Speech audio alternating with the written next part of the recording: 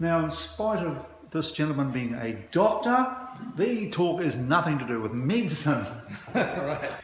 Okay, so I'll hand over to Evan, and it's all yours, mate. Okay. Yes, so yeah, I didn't get into engineering school, so I had to become a medical doctor instead.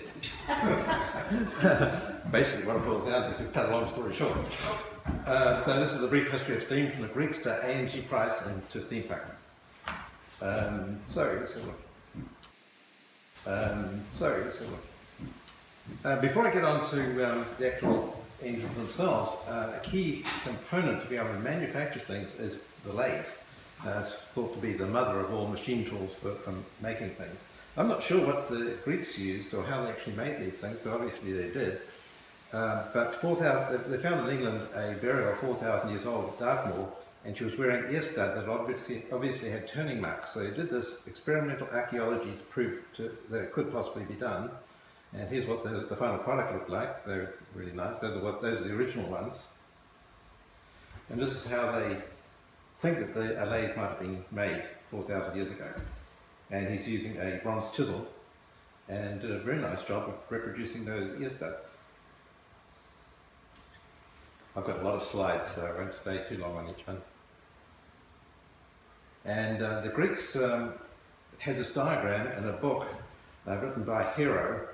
He had a lot of scientific inventions and as well as a series of lectures, actually, I think, that he wrote. And in amongst this was this drawing of an engine which is now known as Hero's steam engine, although he actually referred to another guy who lived 100 BC, but that publication didn't actually have a drawing of it, so we're not quite sure exactly what he had. But this is called the ball of Aeolus, the Greek god of air and wind. And although Newton didn't come for hundreds of years later, it follows Newton's third law. For every action there's an equal and opposite reaction. So the action of steam coming up these jets results in a thrust that causes that sphere to spin around. So this is actually a model up here. That's how it goes. We'll see soon. Hero it's thought to have invented this, but he was living in Alexandria in Egypt under Roman rule, but he's considered Greek. So it's a bit peculiar. He described things like windmills and this steam engine in some detail, and many other devices, including a device that used steam pressure to pump water into a bucket that was connected to the temple doors and made the temple doors open.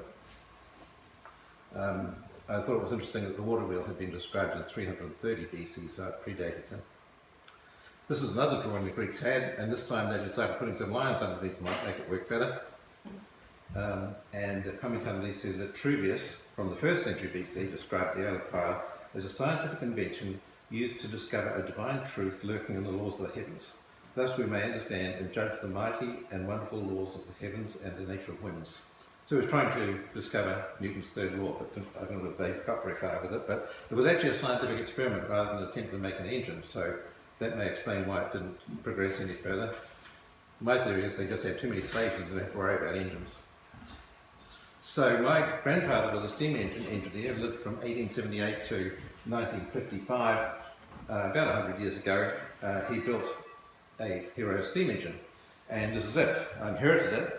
It was so badly battered I thought I'd never get it working safely, so I started building a new one. But I took it to Peninsula Radiators, which unfortunately no longer exists. Graham Gallia, the owner of Peninsula Radiators, and I worked on it, and we unsoldered it and knocked some dents out of it and soldered it all back together again and got it working. This is a more close-up showing the sphere. It's on little pivots on the end. The very low surface area of these bearings so that it can spin easily, a bit like a watch. You know, the moving parts in a watch are usually on pivots like that. So here it is sitting on a camping cooker running on steam.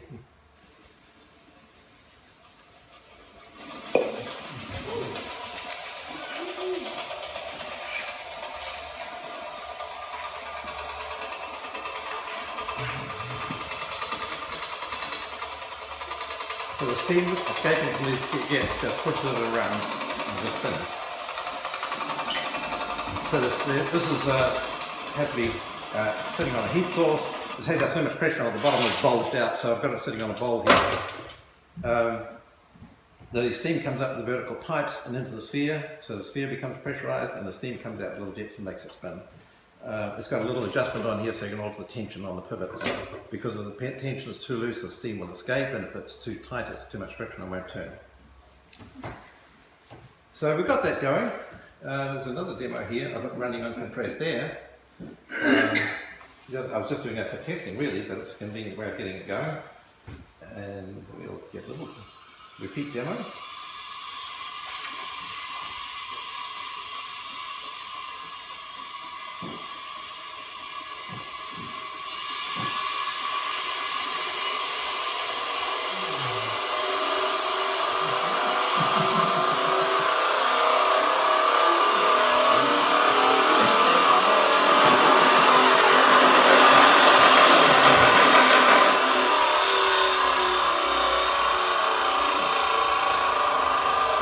Quite impressive, and you can see the blur in the images as it slows down.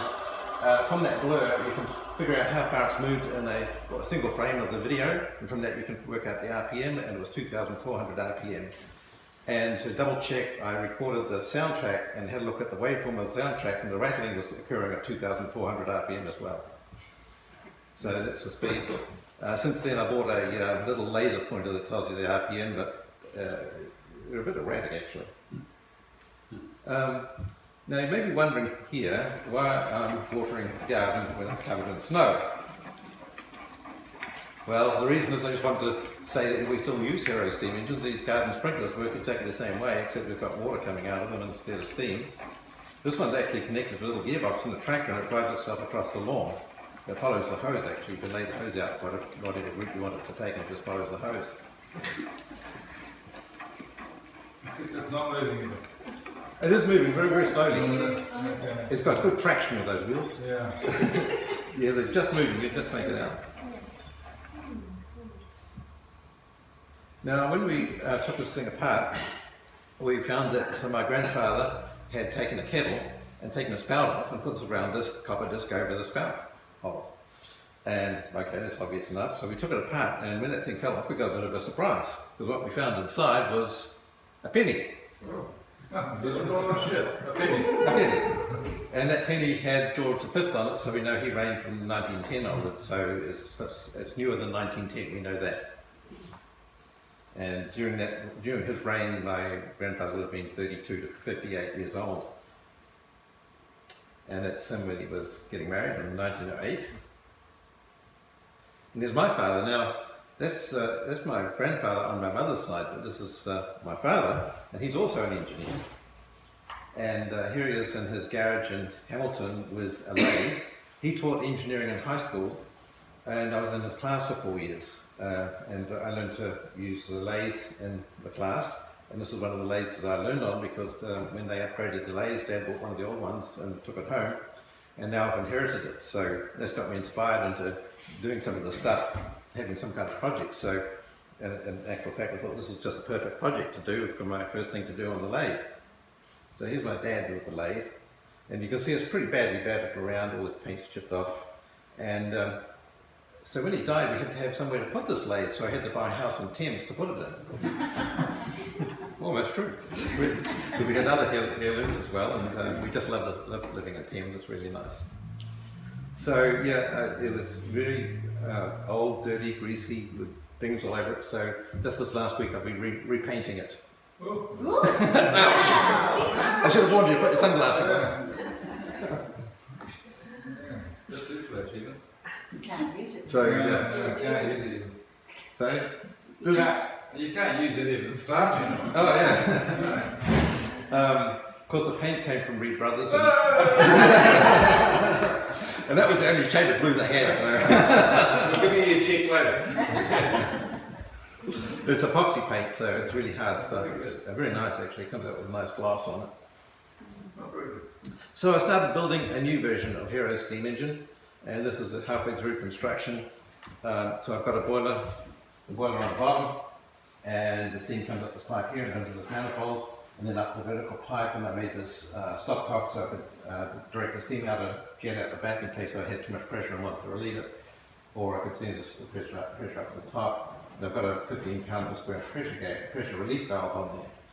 and the gauge goes up to 15 as well, and I've tested the tank up to over 15 psi. Why did I choose 15 psi? Well, I've got over 30 pages of calculations here that I did before I built it on vertical things, and anybody wanted a copy of that, they could take it. I found out that I was trying to work out the thrust you get from these jets, from the steam going through, and what would happen as I increased the pressure, how much pressure would I need. And it turned out that there's a maximum velocity that the steam can come through the jets. When it reaches the speed of sound inside the jet, it can't go any faster, because that's the speed the molecules are moving at. And I thought, yeah, that'll be one heck of a high pressure, but no, it worked out to be between 10 and 15 pounds per square inch is enough to reach the speed of sound in the jet. So I can't go any faster, so I figured I'll just make it go up to 15 pounds, so it should give you maximum possible thrust. And that fact is actually used in devices for measuring gas velocities and things. They know about this speed limit. Okay. So the tank and the spinner at the top were made by spinning copper, and you do this by using the lathe as a wood turning lathe, and made a wooden bowl that's spinning around in the background, and then put a flat sheet of copper on the front, and I've got a skateboard wheel in here that'll spin around with it and hold it in place, and then you get this big steel bar and just push it around as it's spinning, and you end up with a bowl. And this is the end product. That's after getting two bowls, joining them together and bending a flange over the edge and wrapping it around a little bit so that it could join two bowls together. So that's how I made the tanks. I was trying to make a sphere, but I couldn't get it to rack far enough without buckling. And I put a coin on there to be the same as my grandfather, so this is 2015 when I started making it. And this is a byproduct. I've got a lot of little copper bowls as byproducts from trying to make this. That one ended up in Germany. And I decided to hang the tank in its frame. I turned up all these corners from stainless steel. Oh, here, more screws, scrub screws from reeds.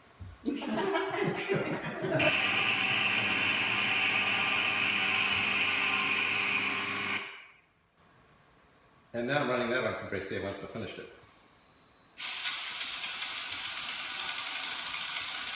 Now I've got my laser pointer, and that little space I'm pointing it through here is a disc that's painted black with a reflector on it so I can pick up the laser beam bouncing off it. It runs quite smoothly, but it doesn't actually go any faster. 2,800 RPM. 2,800. How does that line up with your calculation? Well, as it reaches the speed of sound, the theoretical maximum would be if the jet itself was moving at the speed of sound, although if you did that, you'd lose thrust as you approach the speed of sound. But at the speed of sound, it would be 53,000 RPM. That's the air through the jet, right? Yeah, Yeah. the steam, yeah, right. And so that's the theoretical upper limit. Of course, you can never actually reach 53,000, but it means you've got a lot of room there to increase speed. And I thought the biggest problem was balance issues, so I've tried to make it well balanced. But the biggest problem I'm having is with friction. I first made this with ball bearing races in the end, and didn't work, too much friction. So then I replaced it with phosphor bronze bearings, didn't work, too much friction. So I thought, maybe the Greeks knew something. So I went back to the Greek design of using little pivots, and it worked. So I figured the Greeks tried ball bearings, they tried nylon bearings, they tried phosphor bronze bearings, nothing worked except these little pivots. Maybe that's all they had. Maybe that's all they had, but the thing looks like they knew something. So they had the steam entering from a pivot on one end, and the other one's just a blank that hold it up. So I did mine exactly the same way. And I put it on the barbecue. Wait a while for it to boil. There we go.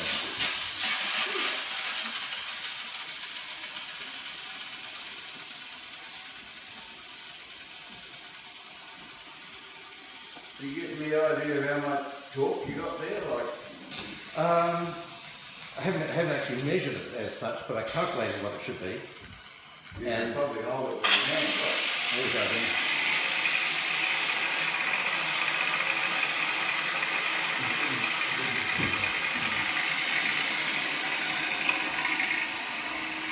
The big white knob on the side is just for adjusting the tension on pivots. It's not actually a flywheel. Yeah, so with the calculation, I calculated that at 600 RPM it would produce 1 watt of power, which is actually quite a bit. You can actually lift a 1 kilogram weight at 10 centimeters per second at 1 watt. So that means I'm getting 2,400, that's 4 times as much, so I should get 4 watts. Should be able to lift it at 400 centimeters per second. So pretty impressive. And so with that calculation in mind, I wanted to demonstrate that you could do some work with this, because people say it has such a low torque you can't do anything, but you've got the RPM, and if you can gear it down, you should, the torque will increase in proportion to the amount that you decrease the RPM. So I made a gearbox for it. Actually, that's coming up next on the slide, I think. And with the idea that I could drive something, but it had a ball bearing race in it, which created too much friction. And see if I can get it to lift a weight. Or I thought a better idea, if I can get it working, is to pump water with an Archimedes screw, because the Greeks had that as well. So that's the next stage of the project. So there's an Archimedes screw, shows how it pumps water, or you can actually lift solid objects too.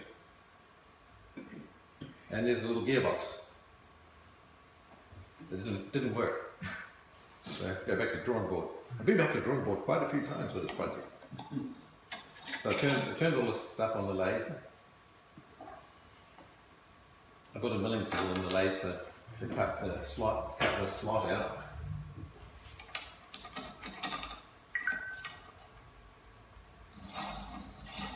So for every turn of this you get, it moves 1 tooth and there's 44 teeth on it, so 1 to 44 gear reduction. And also made it so you could tilt it over, because I wanted to drive an Archimedes screw with it. That should be about 45 degrees. So it tilts over. So one day I'll get that working. Now, we're going to change direction and talk about the more modern history of steam engines. And the very first ones actually used vacuum instead of pressure, which actually vacuum is not really a force, it's actually a lack of force really. You've got atmospheric pressure pushing something on the outside if you've got a vacuum on the inside. And atmospheric pressure is 14.7 pounds per square inch. So let's have a look at this video. This container is 160 square inches and the total pressure on it is 1 ton. So this is an experiment that was done when I was in third form at high school. And an empty tin can, which had paint thinner in it. From Reeds. And we're going to put a little bit of water on it. Should be enough. Put it on the gas cooker. They actually filmed us in Tennessee. There we go. So we'll take a little while for that to steam up. Okay, so now I'll put the lid on and heat on. Health and safety. Need some gloves, yeah. It works. So it's too on tight now, and the gas is turned off. We'll see what happens when it cools down. This will speed it up a little bit.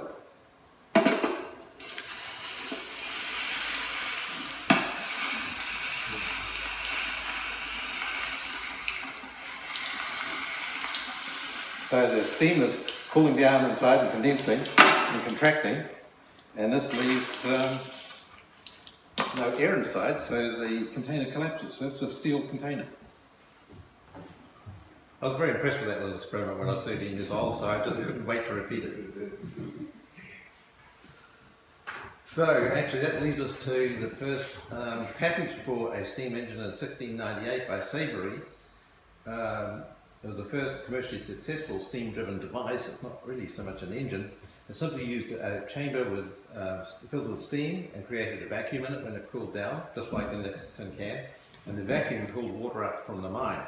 He claimed it would lift water from 84 feet, but that's impossible. You can only go to 32 feet because that's the pressure of atmospheric pressure of 14.7 pounds per square inch can only lift about 32 feet. Interestingly, this patent contained no description or drawings. It was granted by Parliament. That's the way you had to do it in those days. And it continued in effect until 1733, so it was a long time. And companies making any kind of steam devices had to pay royalties to Savory. So he got a patent without a drawing, without a description, for any kind of steam device. There was also a comment at one stage when they built one that said the quantity of steam raised was so great as to rent the whole machine to pieces, and the engine was laid aside, 1705. Dennis Papin comes along, who's a Frenchman who lived in the time of Hooke and Dr. Boyle in the UK, who developed this, Boyle developed this equation relating pressure, volume and temperature. He was the first to propose the use of a piston with steam about 1679 to 1690. And he actually suggested its use in pumping water, driving vehicles and ships, but they didn't have the engineering tools to make it. He did make a 2.5 inch diameter piston model to demonstrate the concept. It was 1712 before the first commercially viable piston-operated steam engine became available, and that was a Newcomen's engine. This is a type of beam engine with a beam at the top that rocks backwards and forwards and driven by a piston. It was very inefficient, but it was used in coal mines. Here's a typical example, because they had ample supply of energy in the form of coal. So inefficiency wasn't really a big issue. This machine didn't use steam pressure as such. It used a type of vacuum system. The boiler shown here used steam, coal to produce steam. The steam entered into the cylinder as the piston was going up. Now, it wasn't driven by steam pressure, but rather by the weight on the right side. There's a chain there that is connected to a pump, and that pulls the piston up. When the piston reaches the top, it's now full of steam, and a spray of water is injected into the cylinder to cool the steam down and make it condense, and that creates a vacuum inside in the same way as the contracting tin on my barbecue. And it's actually air pressure on the back of the piston pushing it down which does the work, and as the piston comes down it pulls the chain pulls the pump upwards, and that's the actual energy producing stroke. And then the cylinder refills with steam again. There was another type, which I thought was a real smart, sensible improvement, where they used a piston under, I believe it's under pressure. This is a Bull's pump, and it's of particular relevance to Thames because the first big pump project at Thames used a Bull's pump like this. And there were court cases over it, and he lost the court case because Watt had a beam engine, and they said it was sufficiently close to the beam engine that he couldn't manufacture this, and he had to wait until the patent ran out. So I've coloured this in. It has steam pressure coming up underneath the piston, pushing it up, and that lifts pulls up that rod. I keep looking at the computer here. It lifts up this rod here, and that rod goes underground to a pump that's placed underground to push the water up. Remember I was saying that you can only lift water 32 feet using atmospheric pressure. If you want to lift water any greater depth, from a greater depth, you have to put the pump underground and push it up. You can't suck it up. So that's the concept here. You have the pump underground and the steam component above ground. And the one they had here was pretty massive. It had a cylinder 81 inches, 2 meters in diameter, and the stroke length was 10 feet or 3 meters. It was amongst the largest steam engine in the world at the time, and Dave Wilson has written an article in the Treasury Journal about it. So it was built by the United Pumping Association in 1872 using equipment from UK and Ballarat, Australia, and A&G Price got involved extending the depth to 660 feet. It was a 300 horsepower engine, that's 225 kilowatts, and could theoretically lift water, 10 tonnes of water per minute from a depth of 443 feet. But pumping capacity decreases as you go down to deeper depth. So actually I recalculated that, and I think they said 400 feet, but I recalculated it came out to 443 feet, so their calculations were correct. That could theoretically lift, if it was 300 horsepower, could lift 10 tonnes per minute. If the pump itself was located at ground level, it would rely on atmospheric pressure, but I just talked about that. Here's another engine that was commonly used in mines. It's a Cornish beam pump, and it uses both pressure and vacuum. So the steam coming in applies pressure going downwards, and then the exhaust steam is allowed to come back to the other side of the piston, and when it condenses, it pulls the piston down. So you've got a suction component as well as a pressure component from the top. So that's a combined pressure and condensation engine. And that's just connected by a beam to a pump that's pumping water out of the mine. One of the problems with the beam engine is that the end of the beam moves in an arc, and if you're trying to operate a piston, it's going to cause sideways forces on the piston, which you don't want. So it was Watt who came up with this quadrant mechanism. Apparently it was the invention he was most proud of, actually, that kept the piston perfectly parallel. It's pretty neat. Somebody had a patent on the crank. I don't know about bicycles, whether they had bicycles back then, but somebody had patented the crank, so he couldn't use a crankshaft. So he invented this gear-driven device which works like a crankshaft.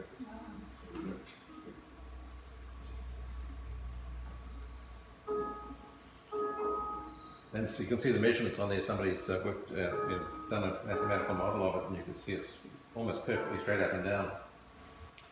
High pressure boilers were the key problem in using pressurized steam for steam engines. Up until then they were using the vacuum mainly because they couldn't make reliable boilers. So several people had been working on this problem. Frederick Trevithick in 1771 to 1822 was attributed with the development of the first successful high pressure steam boiler in 1797. He did not utilize the expansion of steam until later, however. Eventually he built a double-acting steam engine. No condenser was used to avoid Watt's patent, because Watt had a patent involving the condenser system. Here's a couple of drawings of his boilers. 1804. Actually, the last time I gave this talk, people said, what about Trevithick and Watt and other people who had been involved in all this, Stevenson, who actually invented it? Well, it's a bit of a mess because so many people were involved and each one developing different components and things. It's really difficult to say, really attributed to one person. Fred was a neighbour of William Murdoch, who had made a model of a locomotive basically running on the road, but it was just a model. And he showed it to his boss, who was James Watt.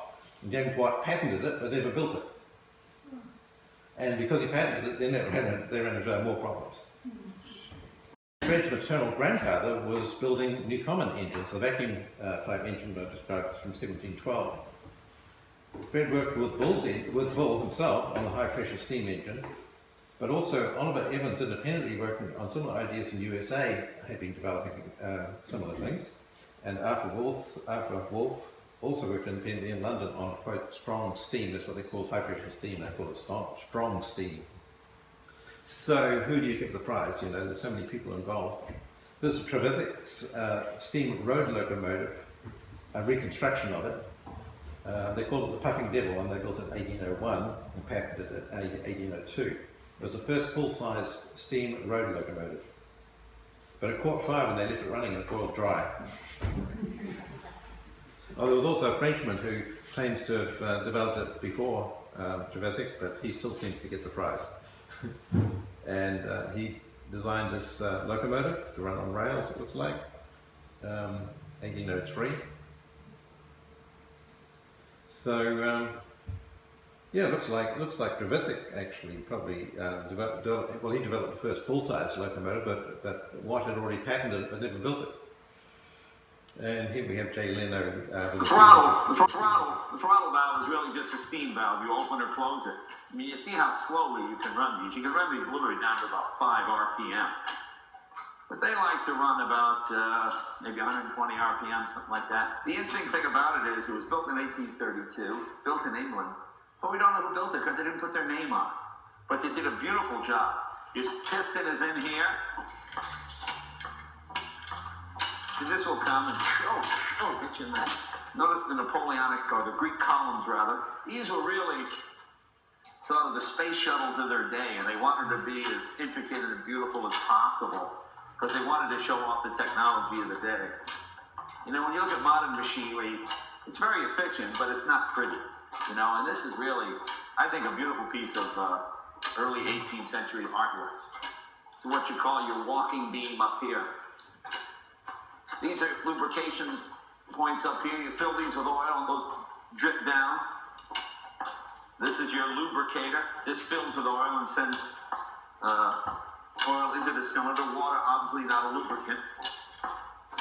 So what that does, it puts a little dollop of steam oil into the piston on every stroke. This is what people did before television. You sit down and you just watch your steam engine run all day, and it's a fascinating thing to look at.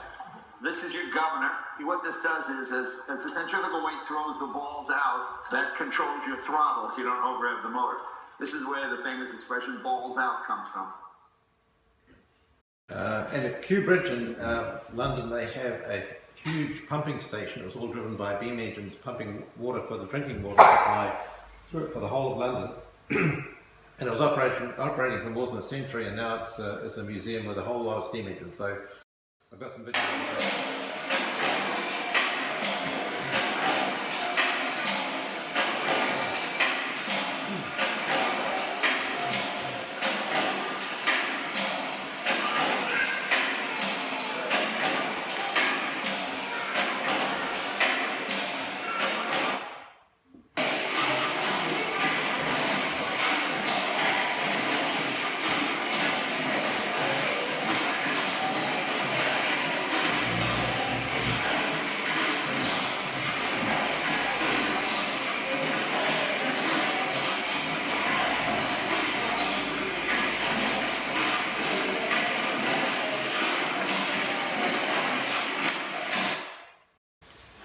So now we're going to have a look at the different ways in which different steam engines work using pressurized steam rather than vacuum. This is called a simple oscillating cylinder steam engine, used often in toys. And this animation shows how it works. I've coloured it in, and the pink is high pressure steam coming in, and as the cylinder rocks over, the little hole at the top end moves into another hole which acts as exhaust. So you'll see that when it starts moving. So it's steam coming in, exhaust going out. So it's only got one pressure cycle when the steam pressure comes in, pushing the piston to the right. The piston moves to the left with the momentum of the flywheel, so the flywheel keeps it going and pushes the steam out. So steam in, exhaust out. Steam in, exhaust out. So that's an oscillating cylinder engine, and it's oscillating because of the motion of the crank making the whole cylinder tilt over. I think it's a really cool design actually. This is a drawing showing the idea again. The steam coming in pushes the piston down, makes the wheel rotate, and as the momentum of the flywheel continues, it pushes the piston back up and pushes the steam back out the exhaust port. So that's a single acting steam engine.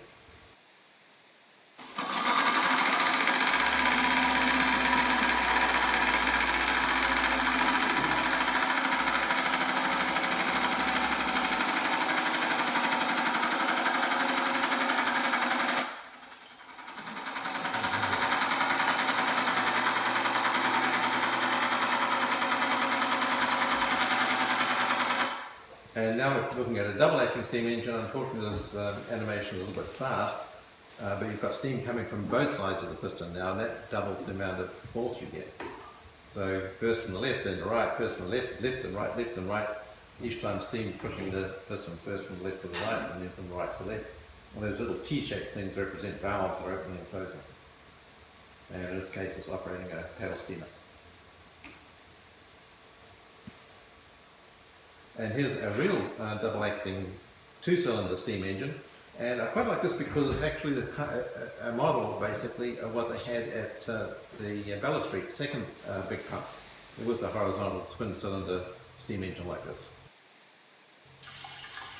Beautiful little model.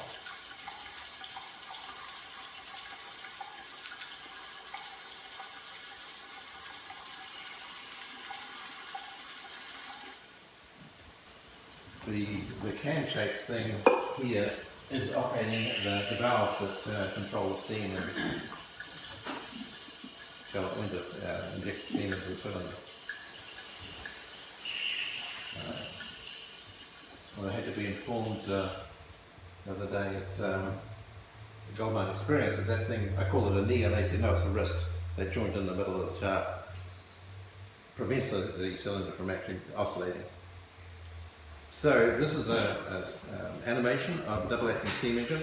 So the steam first comes in from the left, the pink hot steam under high pressure, pushes the piston to the right, and then the valve switches over and pushes the steam from the right to the left. So you're getting, as for double acting, you're getting steam pressure applied to make the piston move both ways. And that little piece right over there looks like a letter D lying on its back is known as a D valve, and it causes the steam to be directed first to the left side of the cylinder and then to the right end of the cylinder, the left end and then the right end. Right? And that D valve is being operated by that cam-shaped thing you saw on that previous model. It's got a cam on the shaft which operates the valve. And here we're back at Bella Street Pump House, and with the same model. As a flywheel they used a big gear wheel and a smaller gear wheel connected to it, giving a 1 to 4 gear reduction. And that reduced speed was then used to operate the pumps underground. And outside Bella Street Pump House you see these two big quadrants. They weigh 22 tons each, and all they do basically is translate a horizontal movement of the engine into a vertical movement for the pumps. So it has shafts connected to it that go underground. The Bella Street Pump House, constructed 1896 to 98 by Thames Pumping Association, and it was at the Queen of Beauty mine. It involved 10 Lancaster boilers that were built by A.G. Price. They produce 120 pounds per square inch or 8 atmospheres, and were tested to double that to 300 pounds per square inch or 20 atmospheres, so pretty high pressure. The boilers were 9 metres long and 2 metres in diameter, and there are some photographs of boilers like this being moved around town with huge bullock teams moving them. Imagine a steel boiler 9 metres long, these things are huge. The water was lifted from the mines in 3 stages, about 100 metres apart. So there would be a pump underground at 100 metres, another one at 200 metres, another one at 300 metres. Use this next model to illustrate how the quadrant pumping mechanism works at the Bella Street Pump House. The quadrants are the 2 triangles we see on the left and right, here and here, and they rock in opposite directions, so that these rods that go down to the pumps underground are out of sync with each other. So when one's going up, the other one's going down, and the first one goes up, the second one goes down. And they alternate left and right. And these are connected via a horizontal shaft to the pump inside the pump house, which is pushing the top rod backwards and forwards like this, so that the vertical rods go down and going down into the mine, go up and down. And here's an example of one at Kew Bridge Museum that we saw earlier. And came across this little video of one. Just a single quadrant.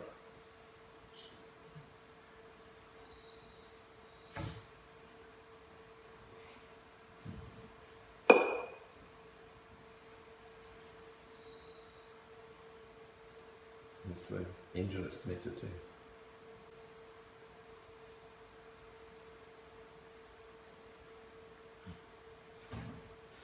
Okay, back into some more theory. So we've now had seen a single acting oscillating cylinder engine, now we've got a double acting engine, and this is just another animation of a double acting engine. This thing in the foreground that looks like another piston and cylinder is actually a valve that regulates the steam going into the cylinder. Well, there's another model here which has a triple expansion engine, and now the exhaust from the first cylinder still has quite a bit of pressure in it, and they realized it was being wasted, so they pumped it in, passed it on to a second cylinder, but because the steam is expanded, you need a bigger cylinder, and because the pressure is lower, if you want a similar thrust on it, you need a bigger area as well.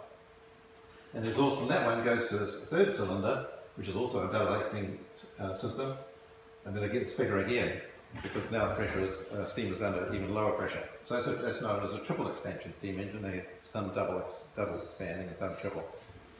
A.G. Price actually made a paddle steamer that had a triple expansion steam engine in it, and there was some kind of depression going on, and the company that ordered it couldn't pay for it, so they kept it and ran it as a ferry up the Waiau River for a while. Isn't the usual, that's a triple like that, isn't it? Yes, I heard that. That's right. Yeah. This animation is slightly too complicated to get into any depth, but it shows you some complicated valving systems. So the ones we've seen so far have just a simple single valving system, but if you want to use a real steam engine, you want to control how much power it's producing and how fast it will go, and you even want to go into reverse, and that can be done with these valve mechanisms. These D-shaped slots allow you to move the linkage, which is operating the valves, up and down that slot, and that'll allow you to go faster or slower, but also allows you to go into reverse, and they have those on steam engines. Locomotives. This nicely polished device is actually a steam indicator that was owned by my grandfather when he was a steam engineer in New Zealand in the Waikato area. And it's a device that's used for measuring the horsepower output or efficiency of a steam engine. And I don't have a steam engine available, but I've got some strings attached to show you how it works. This section has a pen on it and is connected to a piston and cylinder in here, but this is connected to the cylinder of the steam engine. So the pressure that's inside the piston of the steam engine, or the cylinder of the steam engine, comes up through here, pushes a little piston up here against a spring, which essentially measures the pressure. So the higher the pressure, the higher the pen rises. At the same time, there is a string here that's attached to a piece of paper on a drum, which rotates around. So, and that's connected to the connecting rod of the steam engine. So as the piston goes backwards and forwards, it makes the drum rotate. And meanwhile, the pressure is going up and down inside the cylinder. So this ends up drawing a graph on the piece of paper. And when it's working correctly, the operator can move the pen up to the paper and draw a loop. And that's it. And afterwards he can calculate the area of the inside the loop, and that gives you the horsepower rating of the engine, at least a theoretical one. Then they can use that information to adjust the valve timing and determine or to optimize the efficiency of the engine. And my grandfather actually kept graphs which were dated with the name of the engine he was testing, so that he could go back a few years later and retest the engine and determine whether it needed an overhaul or not. So that's basically how it works. It's a bit laborious, but I've put a couple more videos showing that how it works. This is a device you use with it. You need to know the RPM. So this is your rev counter. And all it is a little worm drive gear that you push the sharp pointed end against the center of the spinning wheel, and it causes the shaft to turn around. And just counted how many revolutions it did. You timed it, say, for 1 minute, and you can read off how many revolutions per minute it was doing. Very simple little rev counter that was in the box. Here's a guy hooking one up to steam. He hasn't got the paper connected though.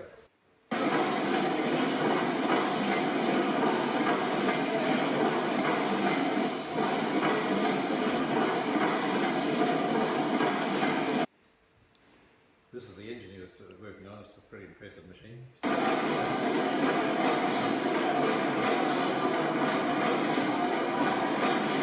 It's a gas compressor.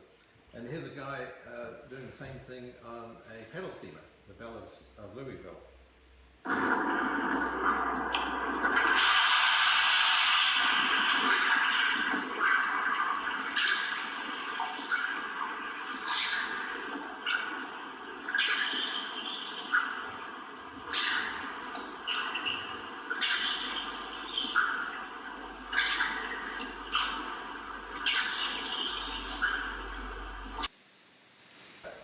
So this is the kind of loop he's producing, and this is connected in this illustration to the left-hand end of the cylinder, with the steam coming in that side. That's connected to the indicator, and that's the graph you produce from the left-hand side. So the steam comes in, you get a high pressure, and as the piston moves back, the pressure drops off. That depends on how the valve timing is arranged, actually. And then you connect it to the right-hand side, and you get this. Because it's a double acting steam engine, we've got a loop on the left and a loop on the right.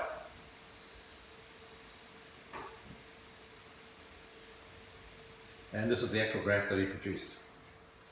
So he had one loop, and what he did was he drew vertical lines at equal distance all the way along and worked out the average pressure on each loop, and then averaged the two loops. And so one loop did 40 pounds pressure, and the other did 45, so you use an average of 42.5 to calculate the overall horsepower output of this particular piston. And these are his calculations. This measurement was done at New Zealand Brick and Tile and Pottery Company in New Lynn, and he calculated the horsepower of the high pressure cylinder and the low pressure separately, and added the two together to get 121 horsepower total. And he mentioned that he used a spring with 1 inch per 56 pounds movement on it, so that's how he could translate the pen movement into pounds per square inch. And here's the tile company that he was working at the time.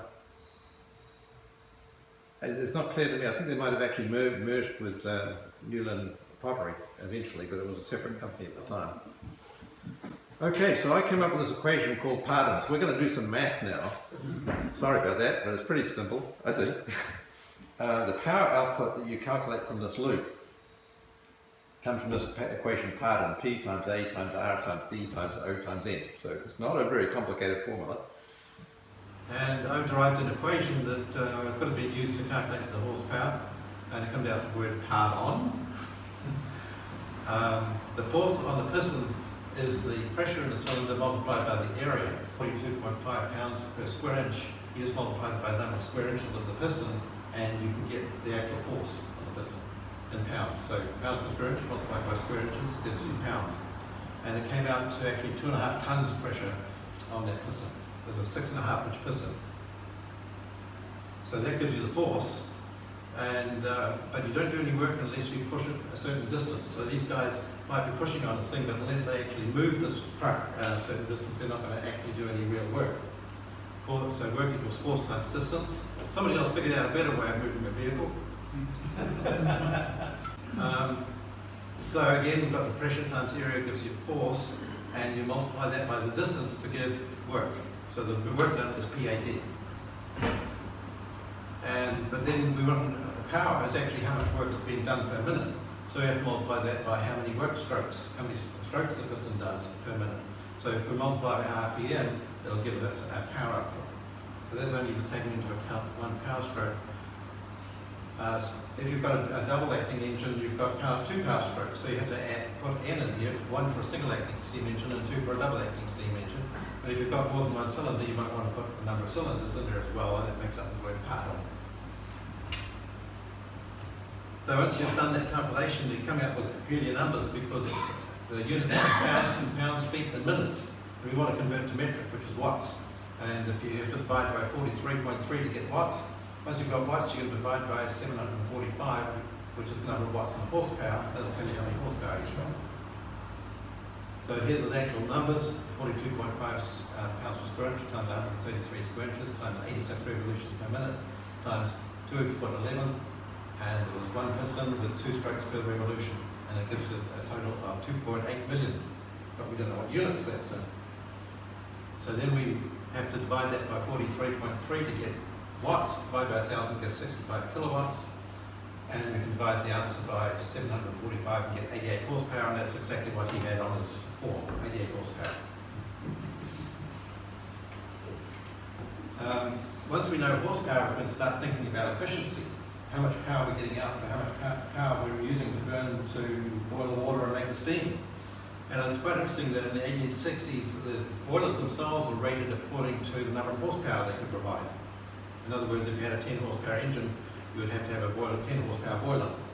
Well, they knew it took 9,800 watts of heat of steam for every horsepower. But a horsepower is only 745 watts.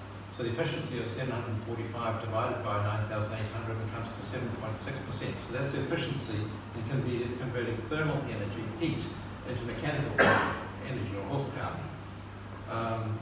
The double acting triple expansion steam engines could get up to 11% efficiency, but I think the biggest inefficiency is not in the engine itself, but in the production of steam with the boiler. Different engines had different efficiencies. Steam engine was 7 to 11%. Stirling engine, which I didn't have time to describe, was 18%. Steam turbines can get up to 37%. Petrol engines we use in our cars are about 30%, but diesel engines are about 40%. So that's why these days we mostly see petrol and diesel engines, and in power stations they use turbines, but you don't see any steam engines around. This is a steam turbine.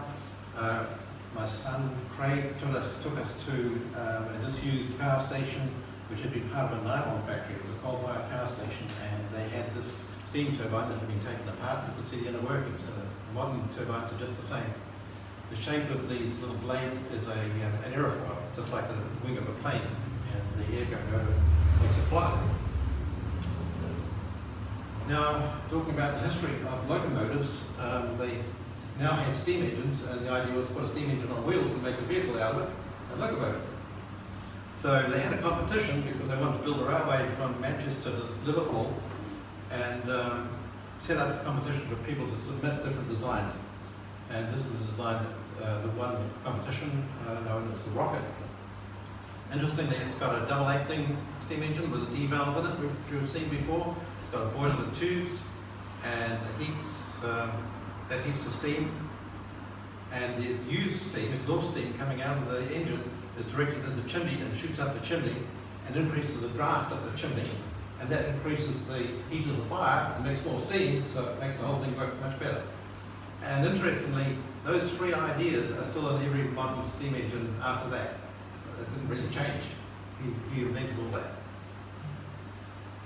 So George and Robert Stephenson built the Rocket and won the 1829 Rainfall Trials, which was a competition for the Liverpool and Manchester Railway. It's designed to achieve 24 miles per hour, and these were the features I just mentioned. So they had the 100th anniversary, and this BBC documentary shows some reproductions of these engines. This is a model of the Rocket. And it seems to be going under its own steam, which is nice.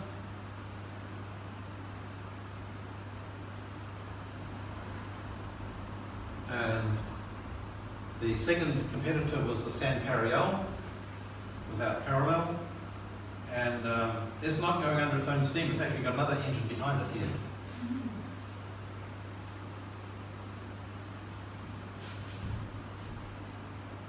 It had its cylinders and pistons arranged vertically.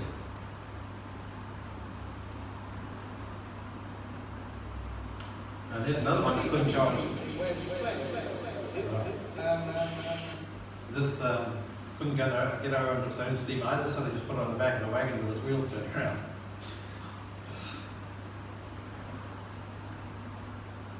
And they had hoped to get it working for the day, but it just wasn't working out. And this engine is known as the Lion. Actually, it's pushing the older engine in front of it. This is the final version they built for the railways and had it operating from 1838 to 1859. So it was the first one that was actually used on a commercial railway track.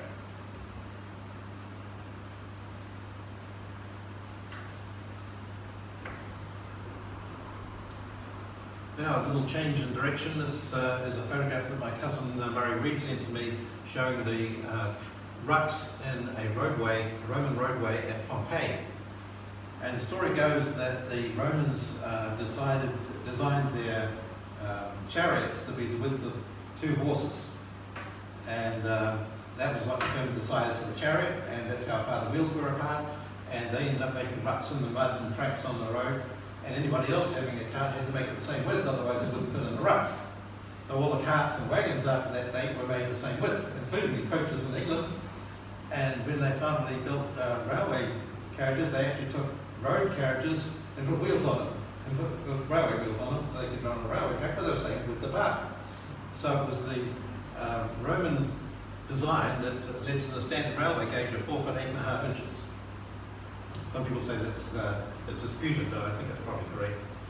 New Zealand, interestingly, they only use a 3 foot 6 inch gauge, and that's because of the terrain in New Zealand being very mountainous. It was much easier to build narrower railway lines than wider ones. And actually, A&G Price had a whole range of different sized engines and carriages they were making for use in mines, but mines even used narrower tracks down to 2 foot width between the rails. And a lot of different places, like they're using it for forestry and various different industries. So now I've got a series of photographs of locomotives. I'm just going to flip through these. This is a nice little movie. I kind of like this one because it's in Canterbury and they had a car driving alongside it. And you can see.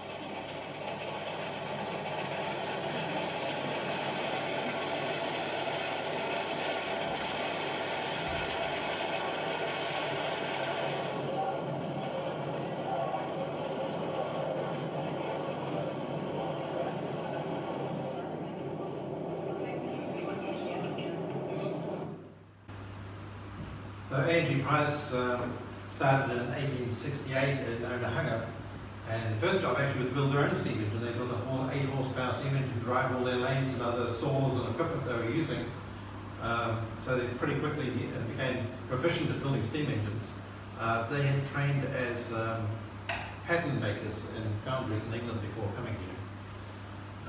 By 1871, they realised they were getting an enormous amount of work from the goldfields in Thames, and had something like, I think it was over 2,000 tonnes of orders that they did that year. So they decided to actually move their production to Thames and came here on the 26th of October 1871, right about the same time as Judd's was just starting their foundry here. So in a sense, A&G Price had a couple of years head start on it because they'd already been doing it in Onehunga. But they both started in Thames around about the same time. So in 1903 they got the first contract for 10 WF locomotives and then 2 more. 1906 they got a contract for 20 A-class locomotives. The A-class, by the way, had a double opening system with the main piston on the outside, but a second piston underneath that was like a double expansion system. But it was located between the front wheels and they couldn't get access to it to maintain it. It was a real headache to maintain this thing, so they tore out that second piston and just relied on the one piston on the outside. And that's why they were originally called A-class, and then the modified version was called the AB class. So you find all these references to AB class. One of the A&G Price's engines, the 410, was the first locomotive to arrive in Auckland on the main trunk line. There are only 8 of the 141 locomotives that made by A&G Price that have survived, and these are their railway numbers. And so you'll see photographs and videos of these various trains that are still in existence today and taking people on tourist rides. I was interested to come across by accident this photograph that I took in South Africa in 1983 showing a locomotive which looks very much like an A-class locomotive being actively used in 1983 still. In New Zealand, most of I think all of the steam locomotives had been dismantled or disused. They stopped using them about the middle 60s, early to mid 60s. About 20 years later, they're still being used in South Africa, and obviously it's got a commercial load on it. Nice looking engine too.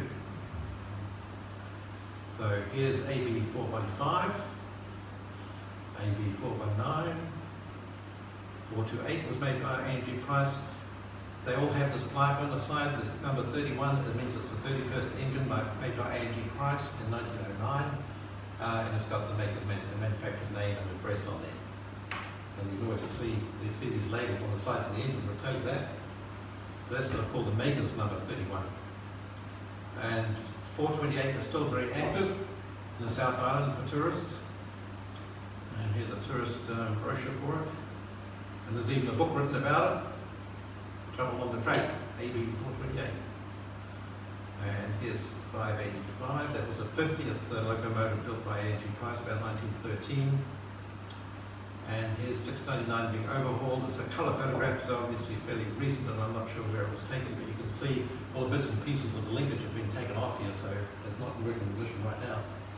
That same photograph actually is on the wall over there. AB 699 after restoration, and it was overhauled again in September 2018, just recently. And here's some photographs of it off the website.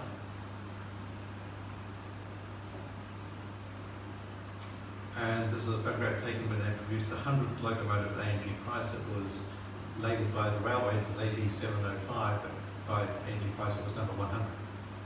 November 1923. Number 778, Kingston Flyer. This one's actually, I put a few in here to point out that steam engines were also being manufactured by Addington Workshops in Christchurch, by Hillside Workshop in Dunedin,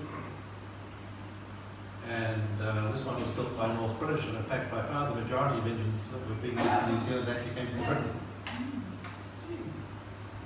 And Kay found this photo on Stuff just recently showing a locomotive being pulled out of a river.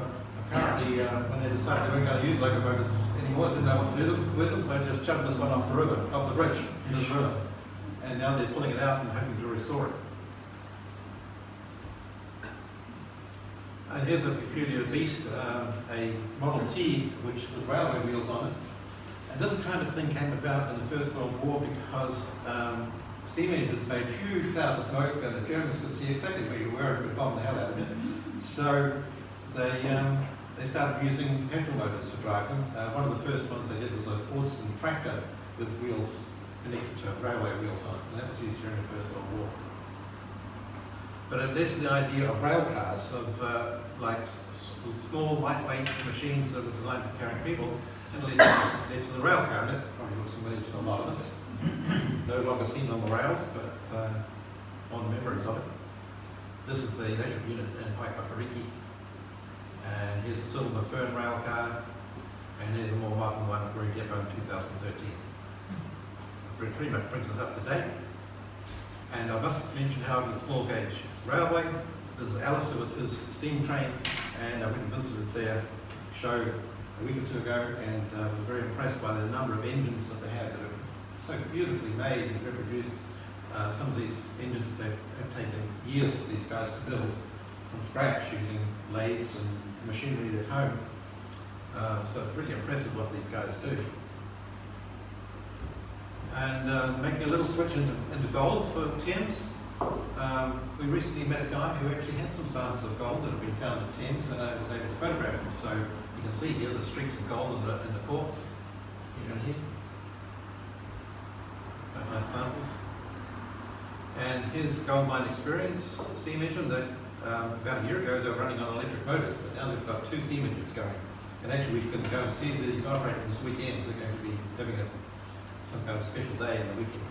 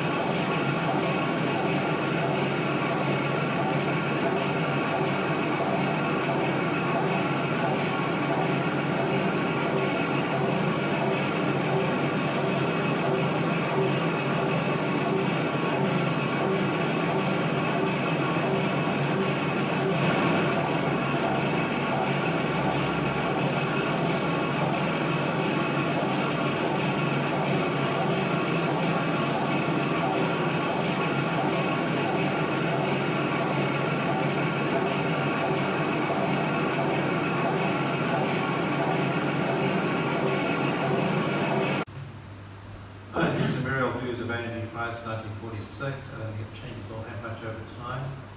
1954 and today. And this is a little bit of experimental archaeology showing how they may have smelted metals 4,000 years ago, the same BBC documentary from Dartmoor. They just have a coke fire going with and pushing air through it to make it get really hot. And were able to melt some tin. And actually on this woman that was buried there at Dartmoor, they found she had jewellery that was made out of silver, out of tin, necklaces and things. So they demonstrated how they actually would have made it. This is a blast furnace of the type that A&G Price may have had. I didn't know that they had water wheels driving it, but this shows a water wheel operating bellows and pumping air into the bottom of the fire in the furnace. They've done layers of limestone and iron ore and coke into the top. The coke burns and gets hot enough to 1200 to 1300 degrees, hot enough to melt the iron, and the iron just runs out the bottom.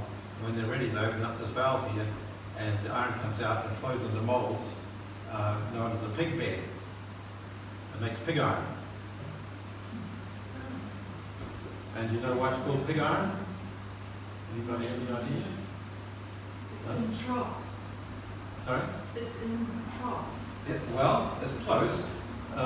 It comes, the next image I think shows all the iron runs into these things and it looks like piglets having a feed. So here's a row of piglets and it looks like that. So they call these things, call it pig iron because it came out of little piglets. Pretty dangerous job, I'd say. It looks to me like the iron is already starting to flow down here and they're getting ready to direct it into all of these molds, and when one mold falls, then they get a shovel and move the sand to direct the molten iron into a next mold. And they're running down ahead of the molten iron. These photos were taken with A&G Price last year, showing how they're melting iron. In this case, they're making a chromium alloy steel, melted at 1,425 degrees C. They're pouring the iron out into a receptacle. This is my neighbour Ludwig von Maltitz, who's a metallurgist, and he's got a thermocouple here that measures the temperature of this metal, so you can find out whether it's the right temperature before they pour it. And here they are actually pouring the molten metal into sand molds. And this is the result, but actually after it's been made, they put it into the electric furnace here and heat it up to 1200 degrees C in order to harden and temper it. They harden it by heating it up there red hot and then dumping it in water. I didn't actually put the photo in here of it actually going into the water, but you can imagine how much steam it might make when it goes into the water. I thought the room was going to completely fill up with steam. I better get my photographs done quickly before the steam arrived. And believe it or not, there's almost no steam. Amazing, it's such a big bath of water. It absorbed all that heat. So the end result then is these parts that have scale all over them, and believe it or not, these are for railway carriages. They're making components for railway carriages in Asia. And then they polish them with steel balls under little tiny steel balls fired at it under high speed that knocks all the scale off, and they come out looking lovely. And I've written a couple of articles in the Treasury Journal you might like to look at too, along with Dave's the journal, the treasury.org.nz, and click on the journal button and you'll see a couple of articles. One about the history of A&G Price and the other one's about the methods they use to make these sand castings using the same photographs really. And now we come to steampunk to wrap up. And steampunk was first mentioned in 1987.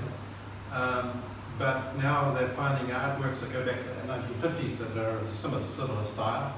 But it's used in all different sort of applications. This is a coffee bar in Cape Town, South Africa that's been decorated in steampunk style.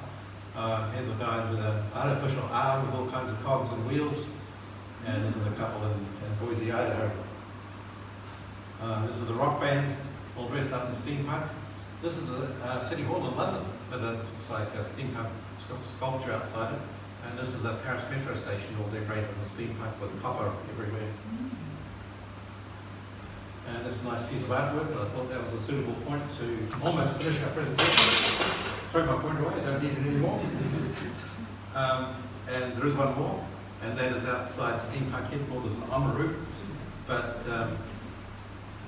I'm told that our steam pump is much better than the one in Wamari, and we're getting a lot of people coming from Auckland and Hamilton, which helps a lot. So it's becoming a big thing in Thames. So that's the end of my show, and I'm like 10 minutes late. Has anybody got any questions?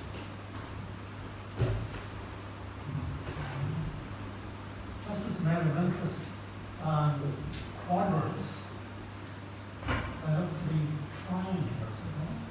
Yeah. So why Why are they called quadrants? Russell, quadrant because it was a quarter, wasn't it? Yeah. Quarter circle, that's what it's circle. Quarter circle? Yeah. Oh, yeah. I guess. Yeah. It's a quarter, like triangle, it's a quarter circle, it's an arc. Yeah, I thought that was an odd too. It was a triangle. Why was it called a quadrant? It's a quarter of a circle.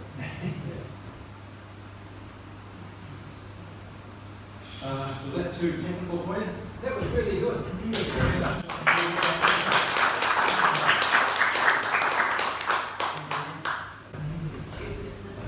Are we allowed to use your lathe when you're back in America? No,